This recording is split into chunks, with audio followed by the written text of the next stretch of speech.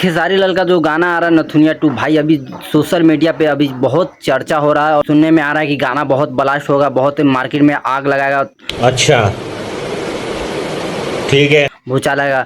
तो आप सबको क्या लग रहा है कि गाना ब्लास्ट होगा? आप सबको क्या लग रहा है? नथुनिया वन आया था उसके जैसा जो बवाल एकदम गर्दा उड़ाया था, उसके जैसा है क्या गाना कर पाएगा जो नथुनिया टू आ रहा है खेसारी लाल का? यहाँ पे पोस्टर आप सबको दिख रहा होगा, जिस पोस्टर में खेसारी लाल का एकदम फाड़ू एकदम खतरनाक लुक दिया जा रहा है।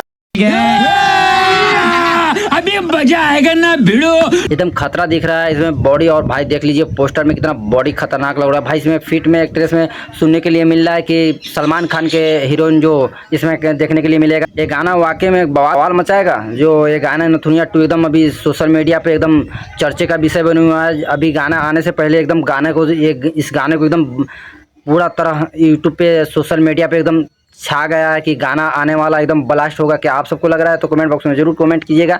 और भाई बात कर लेते हैं इसमें सलमान खान का एक्ट्रेस जो हीरोइन है इसमें देखने के लिए मिलेगा, सुनने में आ रहा है।